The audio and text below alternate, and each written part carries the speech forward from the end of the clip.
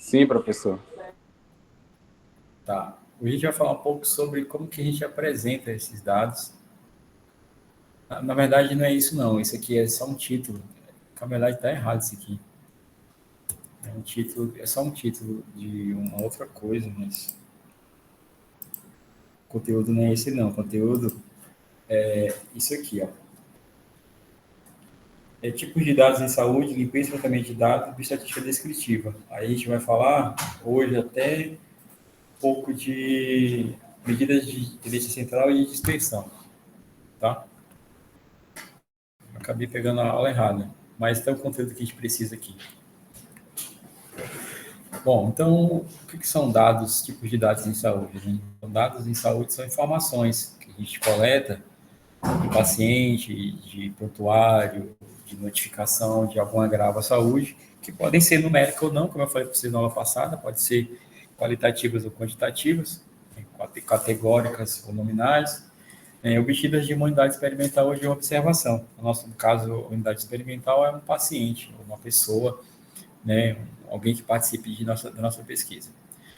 Que se pode enumerar, classificar, comparar, descrever dentro das suas variáveis. Então, esses dados a gente pode fazer tudo isso aqui, classificar, comparar, descrever, né, fazer resumos amostrais quando são numéricos, encontrar relações entre essas variáveis. Aí existe um monte de possibilidade, dependendo do objetivo da análise que a gente vai fazer, do que a gente está estudando.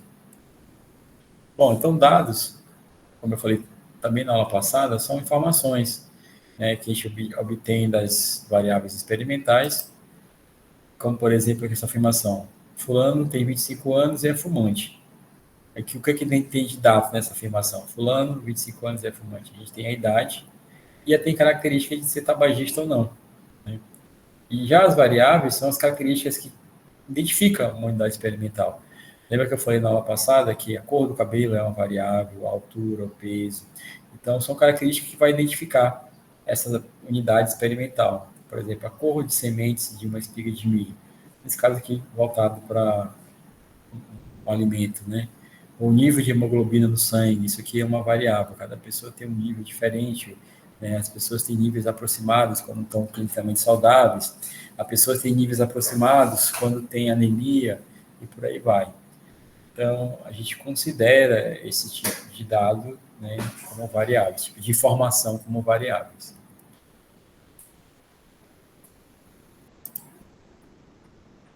Bom, em relação aos tipos de dados de saúde, a gente pode obter dados de saúde de várias situações, né, de várias coisas, por exemplo, causas de doença, satisfação com o tratamento, até isso você pode coletar. Satisfação com o trabalho que a gente executa, satisfação com o estudo, satisfação com o atendimento lá na unidade de saúde, satisfação com o atendimento do médico, né, do enfermeiro, de quem está lá na unidade. Óbito é um tipo de informação, a autoestima da pessoa em relação ao tratamento, a autoestima como pessoa, né, como ser, exercício físico, né, questões relacionadas ao exercício físico, a movimentação, a lesões voltadas para o exercício, saúde mental, características voltadas para a saúde mental, alimentação saudável, expectativa de vida, saúde positiva. Então, tudo isso aqui são características, são tipos de dados que a gente pode coletar e pode relacionar, sim, com qualidade de vida, com saúde, com bem-estar, com doença, com agravo à saúde. São formas de estudar, né, a saúde como um todo. Bom, a gente tem uns fatores que determinam a saúde de uma pessoa, ou de uma sociedade, ou de uma comunidade, né? Essas características perpassam por esses 4 pilares aqui, ó, pela biologia, pelo ambiente, pelo serviço de saúde e pelo estilo de vida. Em relação à biologia, a gente tem as características genéticas hereditárias da pessoa, a gente tem o envelhecimento dela também, isso aqui relaciona-se com alguns tipos de doenças, né? Algumas pessoas são mais suscetíveis geneticamente do que outras a determinadas doenças. E é claro, quando a gente envelhece, a gente se torna um pouco mais suscetível por causa da resposta imunológica, hormonal e características fisiológicas. Em relação ao estado de saúde, voltado para o meio ambiente, a nossa saúde também ela se relaciona diretamente com o meio ambiente. quando a gente fala de meio ambiente, a gente está falando do meio físico, sim, né? Do que nos cerca, floresta, terra, asfalto, né? Se mora com ar-condicionado, dorme com ar-condicionado ou não, se é ventilador, se tem poeira, se não tem. Com o ambiente social também, aqui mais relacionado com as questões sociais de saúde mental, com as relações sociais que tu tem, com o ambiente social que tu vives, e com o psicológico, né? Se há algum sofrimento psicológico, a pessoa sofre estresse ou não. Então, a gente está suscetíveis a esse tipo de coisa, né? Ao ambiente físico, ao ambiente social e ao ambiente psicológico. Isso afeta a nossa saúde de forma geral. A gente também tem relação com o serviço de saúde, seja lá qual for, privado ou público, né? E o serviço de saúde, eles se relacionam com a gente, principalmente relacionado ao tratamento de doença, porque a maioria das pessoas só procura atendimento de saúde, seja com o médico, seja com o enfermeiro, seja com o psicólogo, seja, sei lá, quem for, mas atendimento de saúde quando tem ou um sintoma ou uma suspeita de alguma doença, e aí já é para tratamento. Mas o serviço de saúde também serve para promoção e prevenção de doenças, de agravos, né, ou até mesmo para piora de um determinado quadro, para um prognóstico melhor, entendeu? E também o serviço de saúde serve, após um determinado tratamento, servir de reabilitação, né? E exemplo clássico são os traumas, né? Trauma com fratura, por exemplo, a pessoa depois precisa reabilitar com a fisioterapia, com a terapia ocupacional, com a fisiatria, enfim. São questões de serviço de saúde que se relacionam exatamente com o estado de saúde da pessoa, né? E isso, dependendo da pessoa também, mas falando de forma geral, se relaciona também com a capacidade que a pessoa tem de produzir na sociedade, produzir do ponto de vista do trabalho, né? Se ela vai conseguir trabalhar, se ela não vai conseguir trabalhar. Porque, apesar de tudo, a saúde também ela se relaciona com o financiamento. E quando fala de financiamento, fala-se de gastar dinheiro para determinadas situações de saúde. E é um problema histórico no Brasil, é o financiamento da saúde das pessoas, né? E o estilo de vida, né? O estilo de vida também afeta. As pessoas trabalham em determinadas situações, elas correm riscos ocupacionais. Por exemplo, o pessoal que trabalha, os técnicos que trabalham na imaginologia, trabalhando com raio-x, com tomografia, eles são mais suscetíveis a desenvolver câncer, né, por causa da radiação. Então, eles têm seus cuidados, né, e têm as suas formas, os EPI, sua forma de prevenção, mas também eles têm alguns benefícios por causa disso. Técnicos de laboratório, por exemplo, que mexem com amostras biológicas, têm riscos de se contaminar por HIV ou por outros vírus, hepatites, por aí vai. Trabalhadores de carvoarias têm risco de se desenvolver doenças respiratórias por causa das fuligens, né? Trabalhadores de fábricas de telha antigamente se contaminavam com cianeto, né?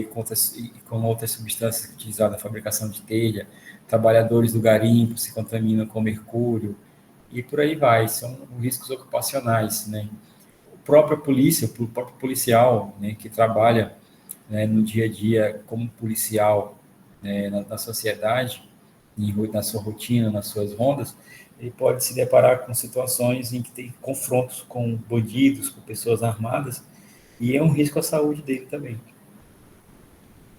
Lazer e recreação, né, se a pessoa ela tem acesso ao lazer, à recreação, ao momento de acalmar a mente, de não pensar em problemas e relaxar. Isso melhora a qualidade de vida, melhora o ambiente, melhora o seu psicológico, a sua psique. E é claro, o consumo, né? O consumismo, de fato, a alimentação, os hábitos, os vícios. Eu falei no exemplo anterior, se ele é fumante, né? Então, vício, usa droga, álcool, se usa algum medicamento, se é viciado em algum medicamento, se alimenta adequadamente, come muita carne em conserva, muito miojo, se come muito miojo, né? Se come muito sal, muito churrasco com muito sal, enfim. Então, a alimentação, ela também ela está relacionada com a qualidade de vida e com o estilo de vida da pessoa. Isso afeta a saúde. A gente sabe que hoje em dia tem um número muito grande de pessoas com com hipertensão devido à alimentação rica em sódio, né? Seja elas enlatadas ou não.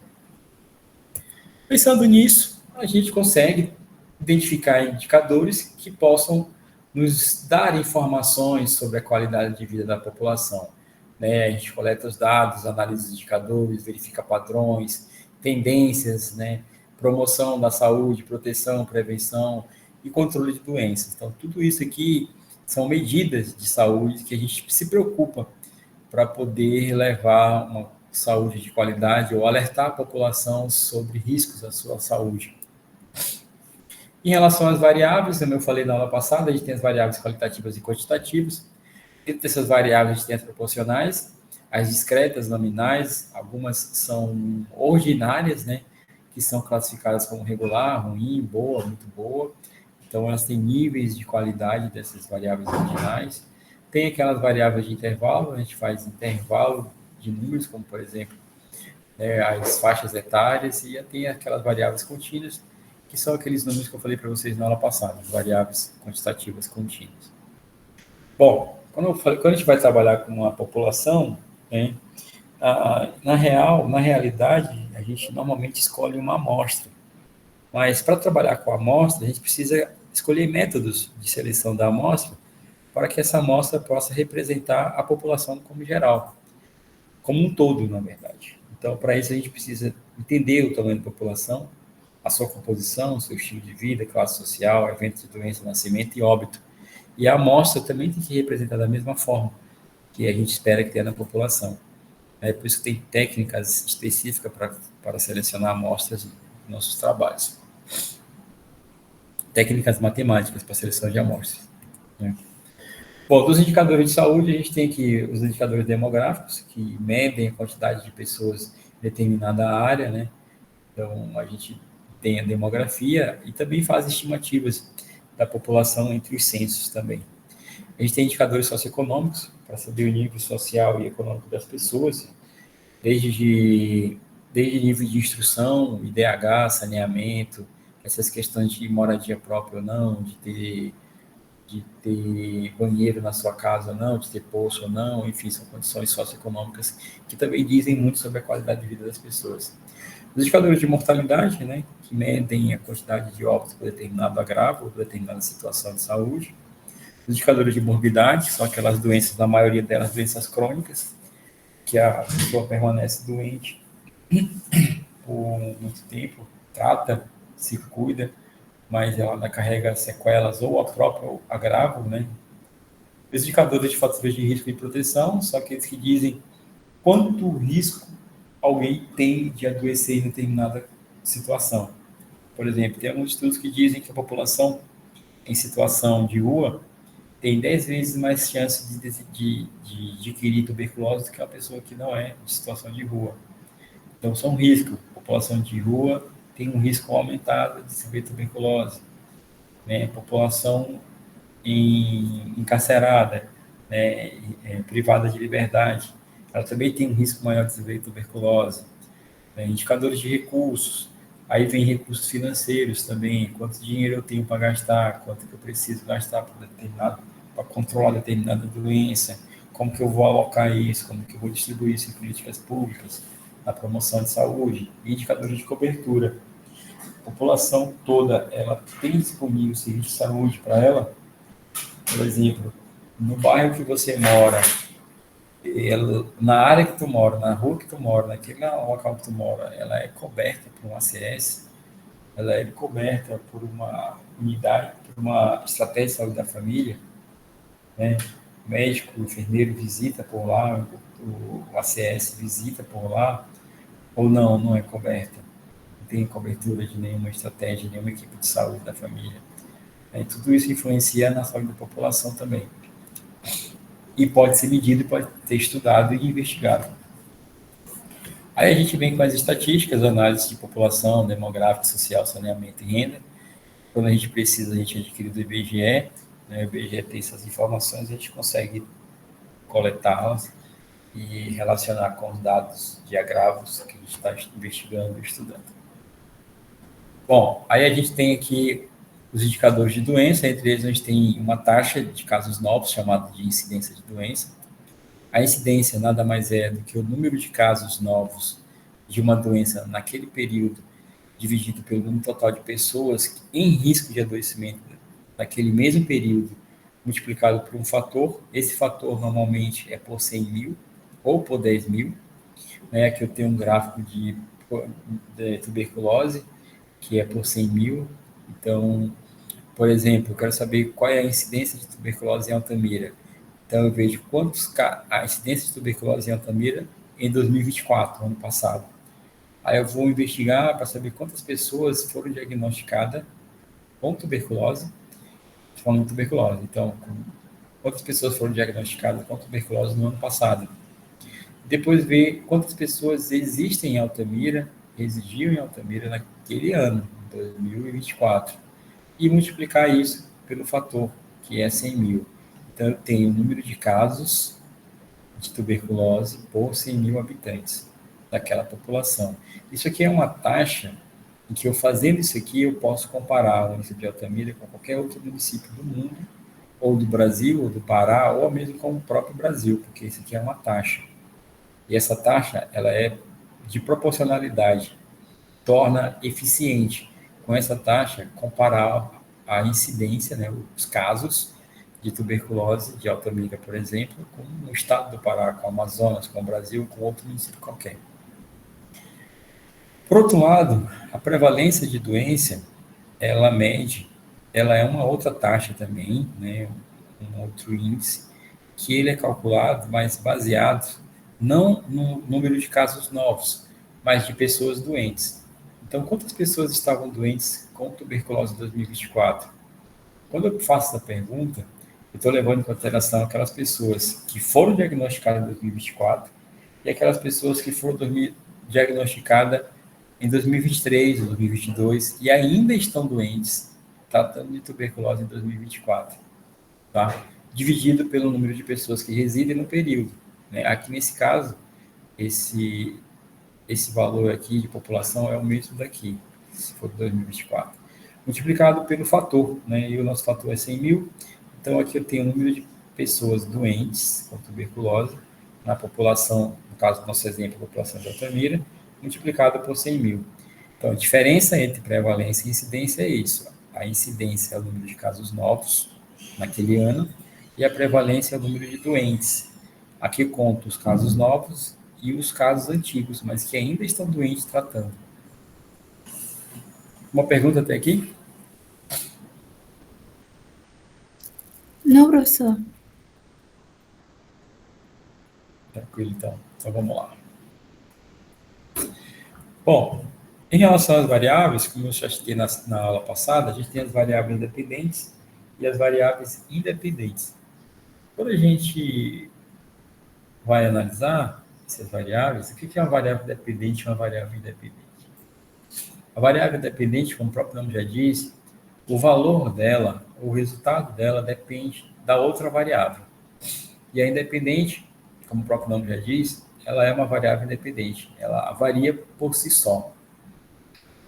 Então, ela variando, é ela que vai influenciar a alteração da outra variável.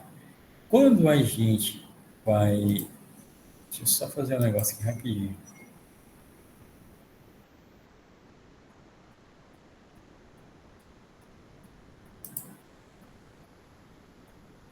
Estamos ainda aí, então, né? Então, só fazer aqui um negócio rapidinho aqui, que eu preciso pegar aqui uma...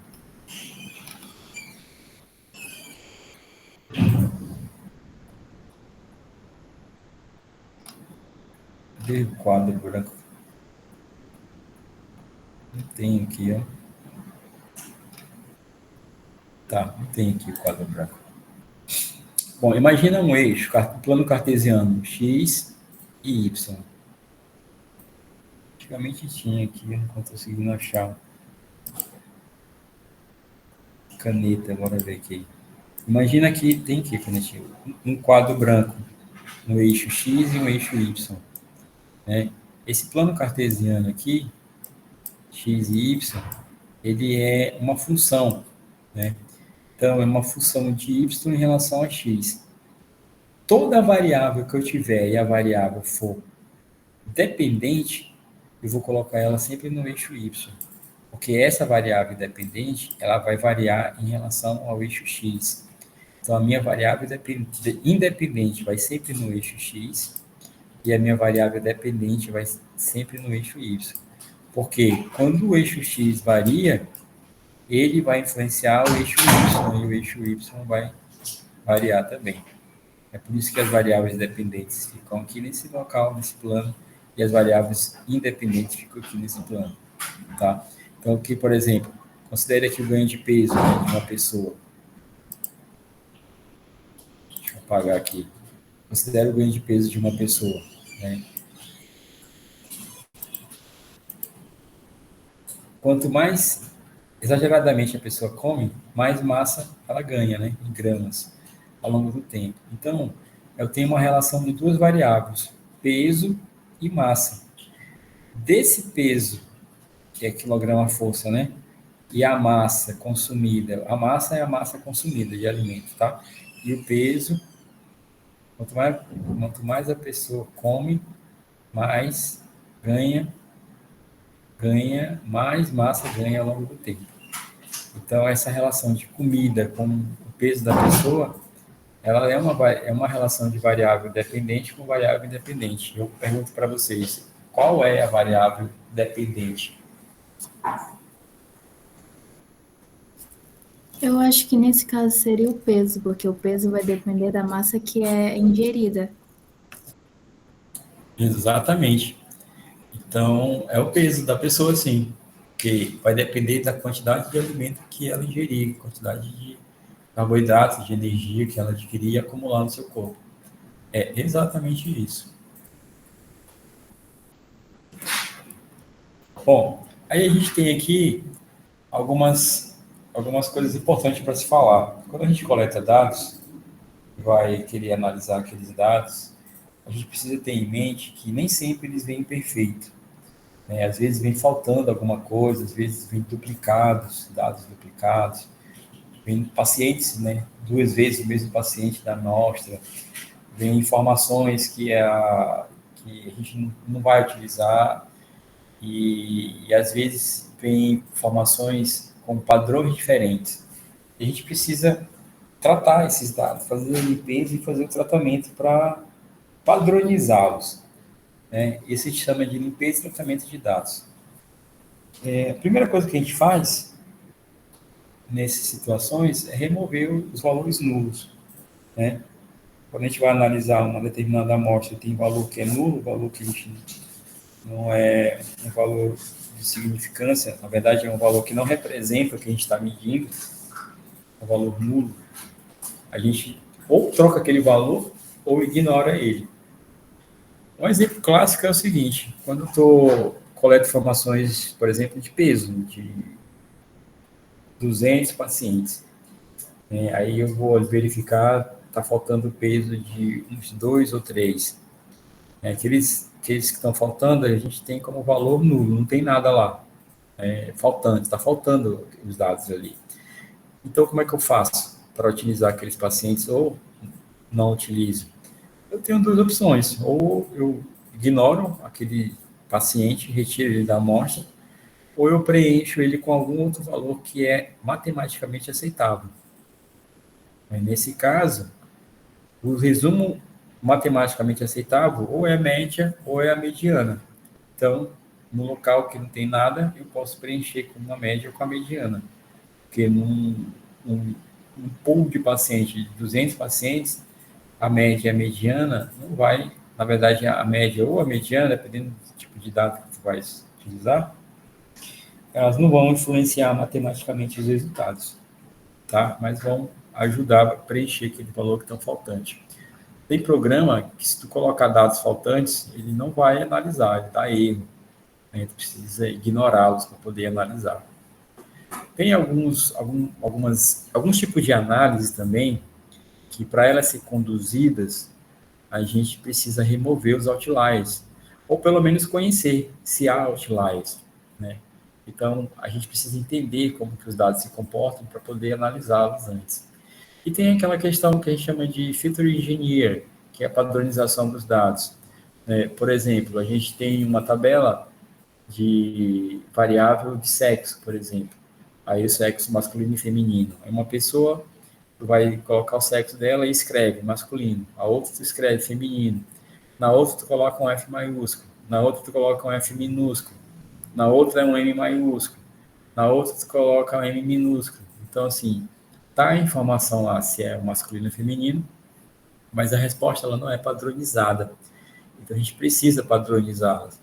Ou usa o nome, a palavra masculino, feminino, ou tu padroniza a letra M para masculino, aí ou maiúsculo ou minúsculo, e F ou maiúsculo ou minúsculo para feminino. Então, vai usar uma forma só de classificar. Porque assim fica mais fácil depois para fazer as análises, fazer gráfico ou tabelas, né, com esse tipo de informação padronizada. A gente tem também uma outra forma de caracterizar, padronizar e de melhorar as análises, é fazer conversão de variáveis. Aí depende muito da tua variável, né? Por exemplo, a gente vai trabalhar com variáveis, o peso, né, de uma pessoa, a gente pode medir o peso em gramas ou pode medir o peso em quilos. Então a gente pode padronizar isso, converter gramas em quilos, ou quilograma força, enfim. Converter aquela variável em uma variável que seja palpável, de análise, de discussão, e seja mais eficiente para as tuas análises. Existem outros tipos de conversão também, onde eu posso criar novas variáveis. Por exemplo, na mesma tabela eu posso ter a população, a quantidade de pessoas de municípios e a quantidade de casos de determinada doença do mesmo município. Então eu posso criar uma nova variável que caracteriza a incidência daquela doença, né, utilizando as duas colunas anteriores, por exemplo. E remoção de variáveis também. Né? A gente coleta dados, às vezes, do DataSUS, tem muitas variáveis lá, por exemplo, variáveis de quando que a pessoa foi, quando que a notificação do agravo foi cadastrada no sistema, quanto que foi enviada para o setor central, quanto que foi reavaliada. Essas informações, normalmente, dependendo do trabalho que estiver fazendo, elas não são informações necessárias para as análises. Então, a gente remove elas, porque elas estão ali só aumentando o volume de dados, são dados que não serão avaliados. E, nesse caso, a gente remove essas variáveis. E a criação de novas variáveis, que aí entra o exemplo que eu falei da criação de uma coluna de incidência. Eu utilizo colunas anteriores, por exemplo, para criar novas colunas com novas variáveis. Taxas,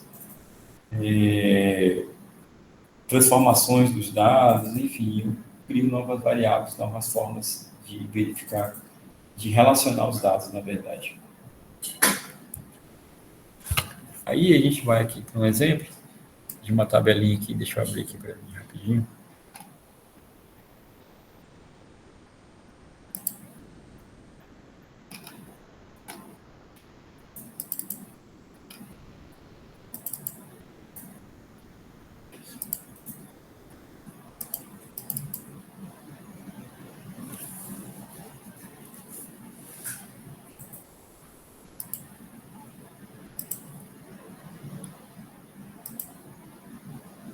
Só um minuto.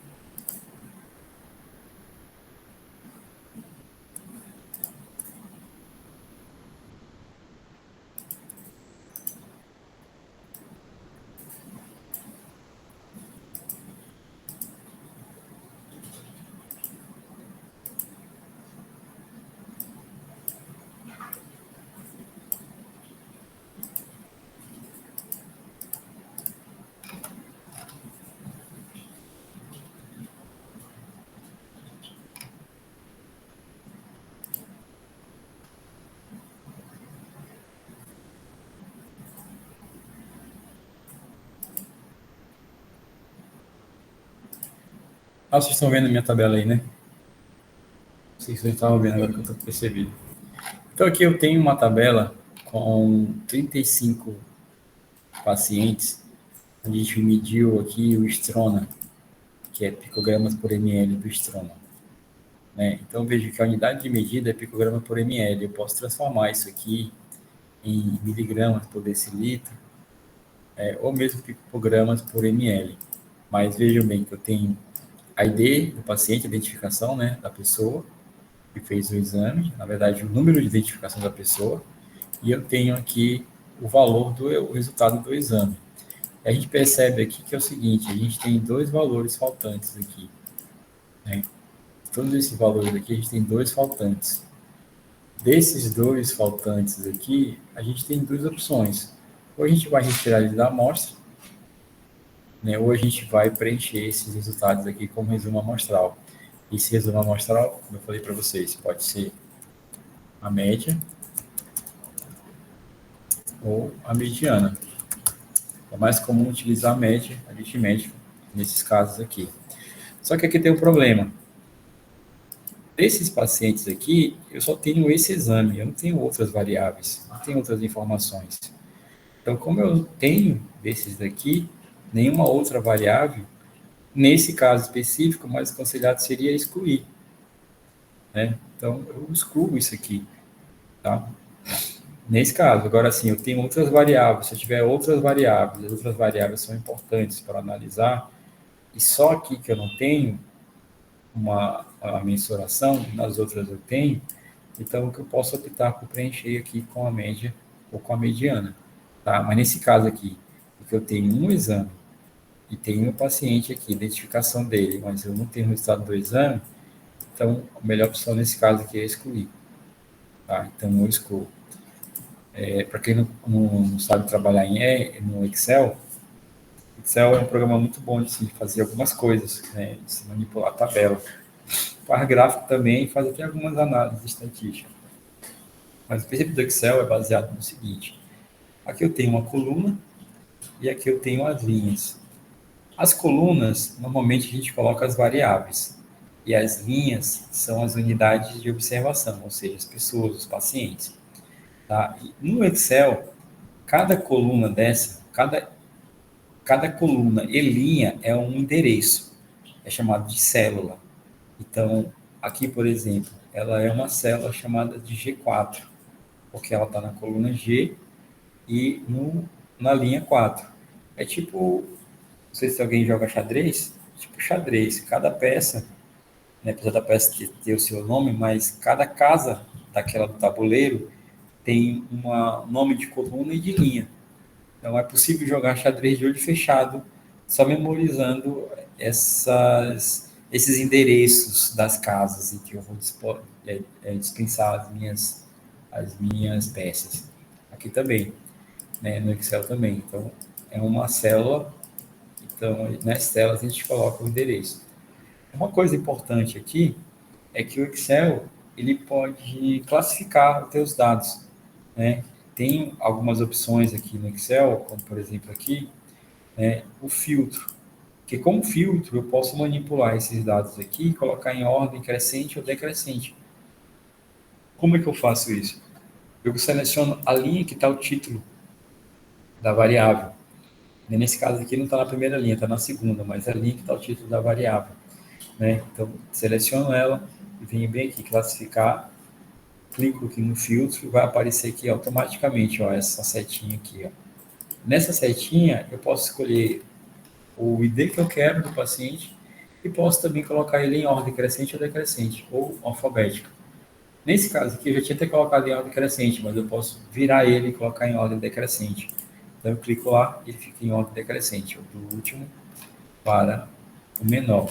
Mas isso aqui é o ID. Como é que eu faço aqui, se eu quero saber desses meus dados aqui, como é que eu faço para saber o menor valor e o maior valor? Né? Aí eu clico aqui na setinha da coluna do Strona, do resultado. Eu venho aqui classificar de A a Z, que ele classifica do menor para o maior, né? Clico lá e coloca aqui para mim. Então, assim, ele vai colocar em ordem crescente. Então, aqui eu já sei que o menor valor, né, do resultado desse exame, entre os pacientes, é esse aqui, 13.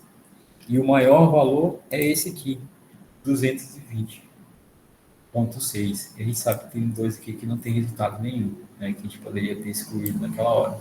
A gente pode até fazer isso agora aqui, excluir esses dois. Para excluir, eu seleciono as duas linhas, né, clico com o botão direito do mouse e venho aqui, clico com o botão esquerdo, excluir, ele exclui, tá? Tem alguém aqui que não sabe trabalhar com Excel?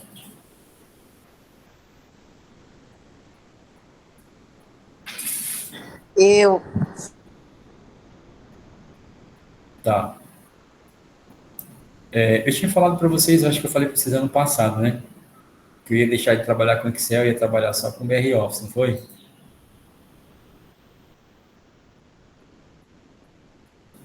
Pois é, eu consegui uma forma de instalar o Excel da Microsoft sem ter que pagar. Isso é importante, porque eu não preciso gastar dinheiro e também não estou usando. E eu também não estou usando nada craqueado, nada ilegal. E é uma versão oficial que eles liberaram. Isso é muito importante para nós, né? Mas eu também uso o BR Office, né? Que é o Office do... Eu sempre esqueço o nome da LibreOffice, da Libre. É o Office da Libre. Faz a mesma coisa no Excel. Lá, aqui é o Excel. Lá o nome do aplicativo é Calc. É a mesma coisa. Não muda muita coisa, não. O entendimento é o mesmo, a organização da tabela é a mesma, tá? Então, assim, a gente vai trabalhar um pouco com o Excel durante nossas aulas. Vamos trabalhar um pouco também com o Biostat, que é um programa... Eu mostrei para vocês na semana passada o Biostat. Mostrei, né?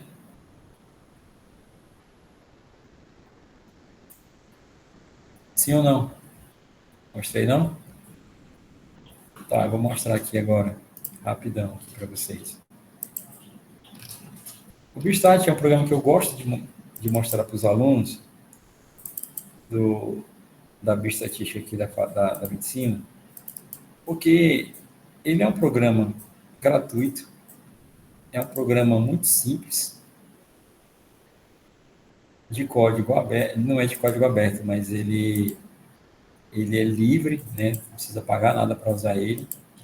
Ele está meio que obsoleto agora, porque a última versão dele parece que foi de 2005 e 3, sei lá. Faz tempo a última versão dele. É esse programinha bem aqui, ó. Esse programa bem aqui. A gente abre ele aparece essa janelinha aqui. O problema dele aqui no computador é que ele não amplia isso aqui.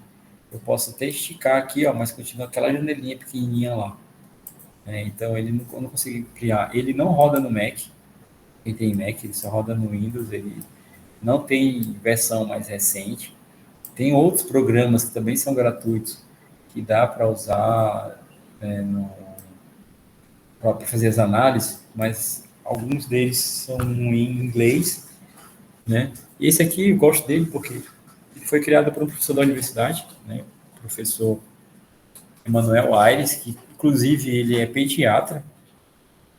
Ele era professor lá do Instituto de Ciências Biológicas de Belém, da UFPA. Inclusive foi ele fundou, iniciou as pesquisas com genética, né, na UFPA, e foi ele que fundou o ICB, não foi? Ele e outros professores fundaram o ICB e criaram... Hã? Foi, eu ia falar que ele foi recolhido, mas ele morreu, ele foi a óbito mês passado. Ele era um professor muito prestigiado dentro da instituição, né? Ele estava muito velhinho, Então, eu acho que ele tinha uns 100 anos já. Ele é professor emérito da universidade, professor, né, da pediatra, e ele criou o primeiro grupo de pesquisa em genética lá da UFPA, ajudou a fundar o curso de biomedicina e o ICB, né, onde roda os cursos de biotecnologia, de biomedicina, roda os cursos de biologia lá de Belém, do UFPA, e também os primeiros anos dos cursos da saúde rodava lá também. Hoje mudou um pouco, mas antes era tudo lá. Bom, então o que é o Biostat, né? O Biostat ele é em português, ele é uma fácil de manipular. Eu coloco os meus dados aqui, eu posso copiar lá do Excel, por exemplo, copiar aqui essa coluna. Ah, outra coisa, eu só devo copiar os valores, não o título da coluna, tá? Eu copio os valores aqui, posso copiar todos os valores, Ctrl C e colar aqui na coluna que eu quiser, Ctrl V. Aí ele vem todo para cá, né? Essa coluna aqui, eu até posso enumerar ela com poucas letras. Para eu fazer isso, eu preciso clicar aqui no meu computador, Fn e F2, aparece essa janelinha aqui, ó. Aí eu dou uma letrinha aqui que no máximo, escrevo uma palavra com no máximo 15 caracteres. Aí, nesse caso aqui é estrona, eu posso até escrever estrona que vai dar certo. Tem menos de 15. Então é estrona. Né? Se eu quiser fazer qualquer análise aqui, análise descritiva, por exemplo, né, a análise estatística descritiva, quantitativa, aí ele me dá aqui essa caixinha, eu passo a coluna de análise daqui para a coluna selecionada, clico em executar e ele me dá o resultado aqui, ó, nessa caixinha aqui, nessa janelinha aqui. Aqui eu tenho um resultado sobre a estatística descritiva. Desde o mínimo, do máximo, da amplitude, mediana, os quartis, a variância e o padrão. Eu vou mostrar isso aqui para vocês ainda, tá? Só estou mostrando como que funciona o programa. Esse programa é muito bom e pode ser utilizado, né, para fazer o trabalho de vocês. Mas aqui é só uma forma de iniciar o uso de algum programa para fazer análise estatística. Tem vários outros, alguns são pagos, né, alguns são de graça, mas esse aqui é muito simples, então eu começo sempre com esse daqui. Então, o Excel faz algumas análises também, o Biostat serve para fazer algumas análises. Só para vocês terem uma ideia, aqui no Excel eu posso fazer a média, por exemplo. Né? Então, o Excel ele tem funções, bem aqui, ó, nessa janelinha, bem aqui nesse íconezinho aqui, ó, FX. Tá vendo aqui? Vocês conseguem visualizar aqui em cima, ó, na seta? Pois é, bem aqui no FX, ele tem várias funções. Então, se eu clicar nele, ele me aparece essa janelinha aqui, ó. Ele vai me mostrar várias funções que tem aqui nesse meu Excel. Como esse meu Excel aqui não é o Excel pago, né, aquele 365, então ele tem poucas funções aqui. Tá? Ele também não tem o Copilot, que é a inteligência artificial da Microsoft, que ele não vai fornecer isso num negócio de graça, né? Então ele é bem limitado, mas tem algumas coisas que eu posso fazer aqui. Uma outra opção para fazer qualquer análise é tudo que tu clicar aqui no Excel e colocar o igual, logo escrever o igual, digitar o igual, ele entende que depois do igual tu vai colocar uma função. Aí ele fica esperando de ti uma função aqui. Por exemplo, para eu fazer a média desses valores aqui da Estrona, eu clico aqui na célula onde eu quero que apareça o resultado da média. Tá? Clico nessa célula. Eu coloco o valor de igual. A função, eu posso procurar aqui nesse FX aqui, ó. Aí tá bem aqui, ó, escrito média. Quando eu clico em média, ele me diz aqui o que é essa função. Retorna a média aritmética dos argumentos que podem ser numéricos ou nomes, ou matrizes, ou referências que contêm números. Tá? Então, essa é a função que eu quero. Quando eu clico, ele aparece essa outra janelinha aqui, ó. Aí ele vai dizer para eu selecionar os valores. O que eu posso fazer? Eu posso colocar um número aqui e outro aqui. Esse aqui é o endereço. O endereço são as colunas e linhas, tá? Então, eu faço sempre o seguinte, eu apago o que está aqui, ó. Apago isso aqui. Aí eu venho, pego o cursor do mouse, seleciono, clico e arrasto todos os valores que eu tenho para analisar. Aí, ó, fica com essa caixinha aqui, ó, pontiaguda, na verdade, pontilhada, né, em movimento aqui. Quer dizer que já selecionou todos os valores que eu precisava, eu clico em OK e ele automaticamente me dá o resultado aqui, ó. Bem aqui onde eu selecionei no início. Uma outra forma de fazer isso é saber onde começa e onde termina os teus dados. Então, por exemplo, o Strona, o primeiro valor do Strona, no primeiro paciente, é no C3. E o último do paciente é no C35. Então, é C3 e C35. Aí, o que eu faço para poder selecionar lá? Como eu já sei que a função da média é escrever média, então eu coloco igual, escrevo média, abro parêntese e coloco o endereço. O endereço é C3 até, quer dizer, 2 pontos. Quando eu coloco 2 pontos, ele vai entender que vai do C3 até outra coisa, até outro endereço. E o outro endereço é C35. Então, C3 a C35. Quando eu completo, ó, vê ó, que ele parece uma janelinha aqui, ó, uma caixinha aqui, ó, dizendo que selecionou todos os valores que eu precisava. Tá vendo que mudou aqui? Aí eu só vou agora aqui fechar o parêntese e clicar em Enter. Ele aparece o mesmo resultado de médio. Ou seja, o valor médio aqui do Strona, desse grupo de pacientes, é 98,33. Certo? Assim eu posso fazer com a mediana, com a variância, com o quartil. Estou mostrando para vocês isso aqui para vocês verem que existe várias formas de a gente começar a fazer algum tipo de análise, algum tipo de entendimento do comportamento dos nossos dados, seja utilizando o programa Biostat, seja utilizando o próprio Excel. O Excel é muito bom para fazer tabela e alguns gráficos também, né? Eu vou mostrar para vocês sobre os gráficos ainda ao longo do tempo. O Biostat ele serve para fazer as análises estatísticas. O gráfico do Biostat ele é muito feio, muito ruim. Não aconselho fazer gráfico no Biostat. Tem um outro programa também que a gente pode usar, que é esse programa aqui, ó, chamado de PEST. Não é PEST, é PEST. Aqui, ó, ele tem um símbolozinho de um caranguejo não, de um caracol. Aí ele é esse aqui, ó, só que ele é em inglês, né?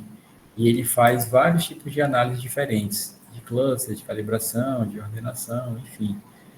Ele ele tem até mais análise do que o Biostat.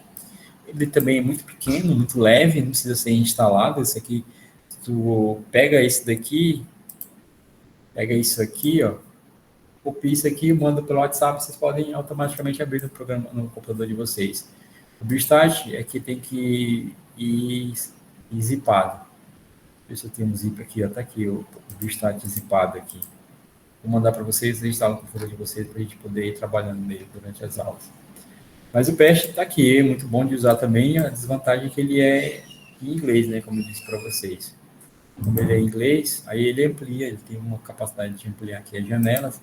Eu coloco os meus dados aqui, né, como eu falei para vocês, os dados, e vou selecionado, fazer plot, se eu quiser fazer plot, posso fazer qualquer tipo de análise que eu tiver, que eu quiser aqui. Qualquer tipo não, algumas análises que ele pode fazer.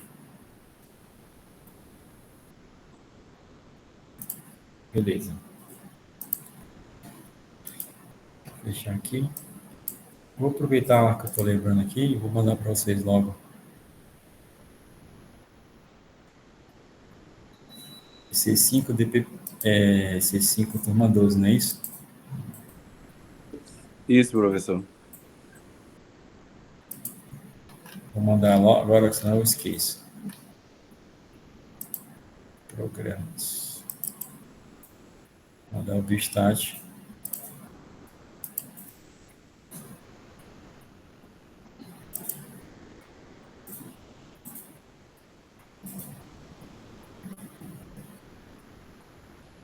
O problema é só a internet, mas eu acho que está indo.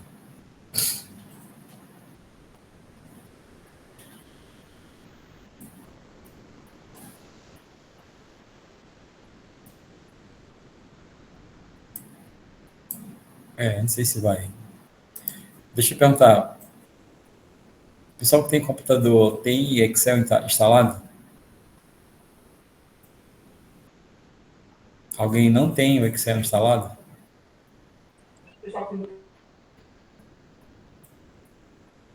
Quem não tem o Excel, coloca um joinha para baixo aí, um dedinho para baixo.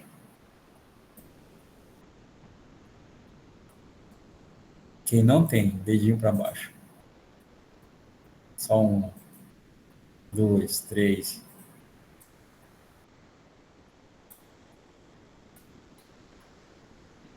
4, 5, 6, eita.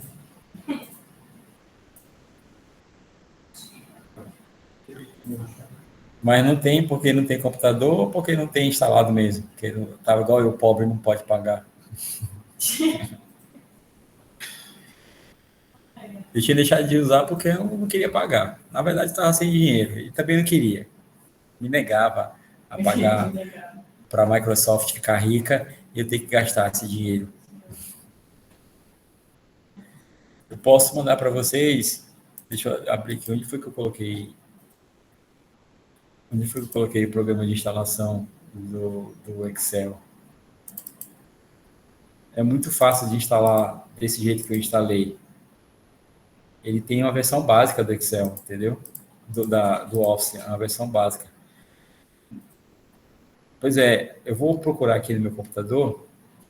Não está aqui nessa minha pasta. Tem essa pasta programa, mas não está nessa minha pasta. Vou ver onde que está ainda. Aí eu mando para vocês instalar no computador de vocês, tá?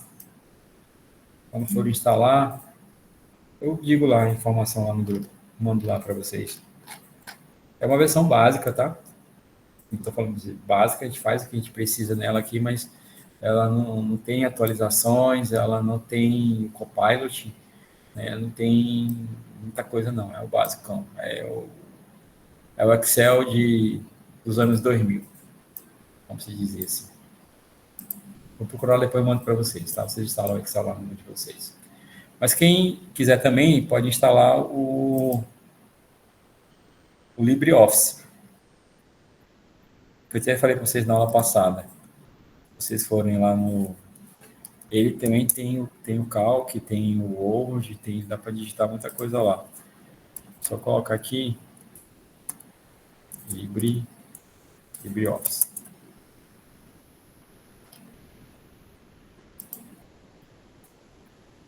Pra vocês verem o símbolozinho dele.